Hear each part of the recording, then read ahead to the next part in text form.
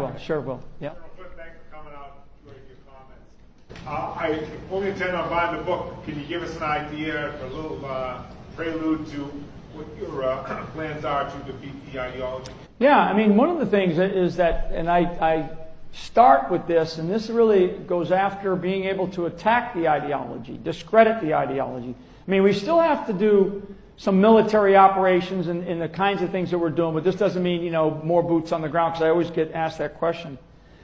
One of the things that I call for in the book is the creation of a new 21st century alliance. Rabbi Hausman mentioned President al-Sisi of Egypt. أول ما ذكر تحالف القرن 21 مباشرة ذكر السيسي. أول ما تحدث عن هذا الموضوع، أول شخصية تحدث عنها مباشرة هي السيسي، وهذا يكشف لكم أن هذا هو أول بند في هذه المؤامرة على الإسلام والمسلمين. فخلونا نكمل. President al-Sisi is a good friend of mine. I've known him for a long time. He and I we were colleagues when I was the senior intelligence officer at U.S. هذا الجزء يبين لكم أين نشأ عبد الفتاح السيسي. عبد الفتاح السيسي نشأ في المخابرات الأمريكية. هذا الكلام لأحمد موسى ومحمد الغيطي والجماعة اللي صدعونا بأسر الأسطول مش عارف إيه الأمريكي والمؤامرة الصهيو أمريكية، وهذا الكلام. الرئيس بتاعكم أصلا كان يعيش داخل المخابرات الأمريكية، نشأ في CIA، فيعني بطلوا هذا الكلام. يعني نكمل. Central Command down in Tampa, we had responsibility for East Africa, the Middle East, and Central Asia, and al-Sisi was the head of intelligence at that time in the Egyptian military. So he and I became friends, actually, and what I felt like we should have done was we should have embraced him when he gave his great intellectually courageous speech at the Al-Azhar Mosque at the end of about a year and a half ago, beginning of 2015, end of 2014. And Al-Azhar Mosque, for people that don't know, it's kind of like the analogy, it's sort of like the Vatican of the Muslim world. And first time a Muslim leader of a country ever spoke in front of that other than an imam or a cleric. So he stood there and we did not embrace him. We should have embraced him. طيب ماذا قال السيسي في هذا الخطاب الذي يشيد به مايكل فلين؟ الخطاب كان يتضمن اتهام للمسلمين. كان يقول السيسي تقريبا انتوا مليار ومش عارفوا كام عاوزين تقتلوا الاخرين، ما فيش تسامح. فكان هجوم السيسي على الاسلام وعلى المسلمين بصفة عامة، وهذا هو خطاب الغرب. فهو مبسوط جدا انه هذا الكلام يقال في المسجد الازهر، الجامع الازهر اللي هو شبهه بالفاتيكان. مش معقول يكون الفكر اللي احنا بنقدسه ده يدفع بالامة دي بالكامل ان هي تبقى مصدر للقلق وللخطر والقتل والتدمير في الدنيا كلها.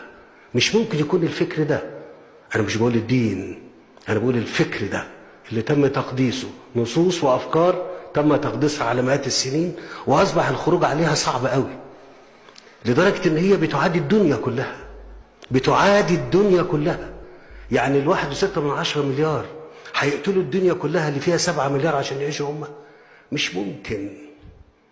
الكلام ده انا بقوله هنا في الازهر، هنا امام رجال وعلماء الدين. فنكمل. One of the things that I call for is a new 21st century alliance, and principally putting the burden on the backs of the Arab world. يتحدث هنا عن تحالف القرن 21، وهذا التحالف يتحدث عن إلقاء العبء على الدول العربية، وهذا ما يقوم به ترامب الآن. ترامب الآن يخرج من المنطقة ويترك الأعباء على الدول العربية أو التي تسمى إسلامية، زي تركيا، زي الأردن، زي مصر، زي السعودية، الإمارات، كل الدول العربية. وبالتالي أمريكا تضمن مبيعات أسلحة وتتفرج من بعيد. لا تحتاج أمريكا أن تتدخل وأن ترسل الجنود، لا، نشكل تحالف أو نشكل ناتو عربي أو نشكل تحالف إسلامي. هذه المسميات كلها هذه ما تخطط لها أمريكا. فهؤلاء ينفذون هذه الخطوة، ربما يعني وصلوا إلى بعض الأشياء المهمة فيها، لكن هذا الكلام ينفذ من قبل ترامب الآن.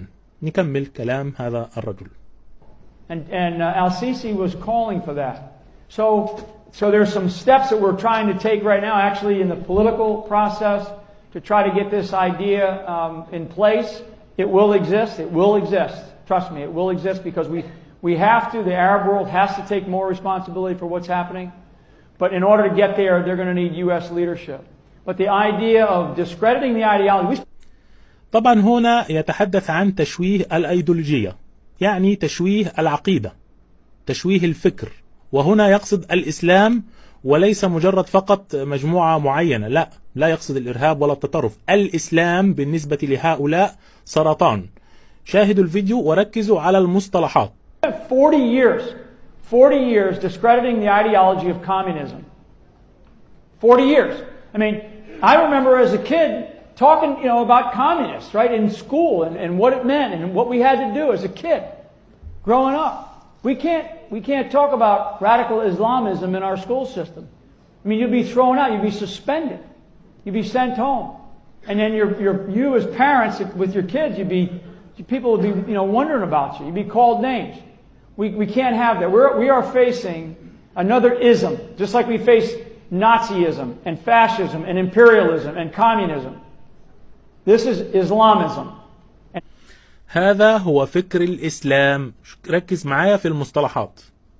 And it is a vicious cancer inside the body of 1.7 billion people on this planet. And it has to be excised. ركز معايا، بيتحدث عن جميع المسلمين، لا يتحدث عن مجموعة صغيرة أو مثلا 1,000,000 شخص أو مجموعة من الإرهابيين، مجموعة من المتطرفين، لا، هو يتحدث أن هذا الفكر الإسلامي الذي ينتشر في جسد 1.7 مليار شخص، هذا يجب أن يستأصل. كلام هذا الشخص. نرجع تاني لهذه النقطة، اسمعوها مرة أخرى. People would be wondering about you. You'd be called names. We can't have that. We are facing another ism, just like we face Nazism and fascism and imperialism and communism. This is Islamism, and it is a vicious cancer inside the body of 1.7 billion people on this planet, and it has to be excised. And we should not fear this idea. We should define it clearly, and we should go after it. Egypt's having the damnedest time right now, and we should be. طبعا هذا الرجل يركز تماما على مصر وعلى السيسي، لأن السيسي هو العميل المخلص لهم، هو الذي يقود هذه الحملة حتى الآن. السيسي هو الرجل الأمريكي الصهيوني في منطقة الشرق الأوسط، ولذلك يركز تماما على السيسي وعلى مصر. طبعا مصر عندها أكبر جيش في المنطقة في دول الشرق الأوسط، وبالتالي هم يحتاجون لهذه القوات ربما في تنفيذ مهمات أخرى داخل المنطقة. ركزوا معي. We should put el-Sisi on a pedestal. Honestly. I mean, we should, because it's like the guy is like, he recognizes it for what it is. Now, why? Maybe he spent a lot of time in the West. Maybe because he's got a decent education. Maybe because he's just a guy that. بيقول ربما لأنه حصل على تعليم جيد. أمال لو ما حصلش على تعليم جيد كان عمل إيه يا عم؟ ده السيسي ده مضحك جدا، يعني كل الخطابات التي يلقيها السيسي ربما تترجم في المستقبل إلى مسرحيات أو نكت أو فكاهة. المهم أمال لو ما كانش متعلم كان حصل إيه؟ خلونا نكمل يعني. Gets it. But he recognizes that, hey, and frankly, as I've said very publicly, Egypt is one bullet away from total anarchy. Total anarchy. El-Sisi gets assassinated, which I know that he's got a massive protection around him. But if he goes, there's not some other guy behind him. There's some other people, but there's not somebody like him. ركزوا معايا في الكلام القادم. خلي بالكم، هم يدركون تماما أن السيسي دكتاتور، وأنه لا توجد قيادات، وأنه جر في البلاد، وأن هذه البلاد ليس فيها قيادات، ومع ذلك يدعمون هؤلاء. لماذا؟ لأنه البديل هو شخص آخر لا يتحكمون فيه، أو يقولون الفوضى، طبعا أسهل شيء. لكن هم يدعمون محمد بن سلمان، يدعمون السيسي، يدعمون هؤلاء، لأن هؤلاء هم الذين ينفذون أوامرهم. ولذلك ربما موضوع فهم السيسي للأمور، لا، هو مش فاهم الأمور، هو يسير على الأجندة الأمريكية والصهيونية كما يقول ترامب. نكمل. That's a problem. It's a problem in that region sometimes, where you don't build, like Israel builds leaders. They invest in their future. These countries, they don't. They don't. They steal. They steal. So they steal from their future. So a guy like al-Sisi, he recognizes that to a degree. And I think that others, the monarchies have a difficult time. And they have to invest in their future. I think that what happened, back to your question, I think that what happened was a smart decision because they looked at the future. They looked at a 30-year-old kid that could be around for 60 more years because he comes from a line that actually lives a long time. They look at that. Okay? So maybe he'll be around till he's 90 and he can take Saudi into a new direction. I hope. I mean, I'm hopeful in that. I'm actually talking to a lot of these folks in that country, encouraging them to think like that. And I hope that they do. This 21st century alliance is an alliance where you bring the Muslim nations together, the leaders. So like President al-Sisi, Egypt, the Kingdom of Saudi Arabia, which is Mohammed bin Salman. خلي بالكم بيتكلم عن ملك السعودية هو محمد بن سلمان. ركزوا معاه. أول حاجة السيسي وبعدين محمد بن سلمان. What about Jordan? What about Indonesia? I mean, Indonesia too. Yeah, Indonesia too. Singapore is actually doing some good work. Indonesia must be brought into this as well. So essentially from Indonesia to Morocco, but there is a tighter shot group where these nations are willing to provide capabilities. They're willing to provide boots on the ground, but they don't know how to organize themselves. They don't know how to lead this type of a coalition. And in a way, if you were to use an analogy, it would be like a sort of an Arab NATO-like, organization. زي ما قلنا الحديث عن الناتو العربي، هذا الرجل تحدث عنه من حوالي سنة تقريبا أو أكثر. يتحدث عن تشكيل قوة اسمها ناتو عربي أو ما يشبه حلف شمال الأطلسي. يعني هذا هو الكلام. And one that where the Arab nations have to take some responsibility. They have to be held accountable. They have to step up to the plate. الآن انتهى الفيديو، وكما رأيتم هذا ما يحاك لهذه الأمة.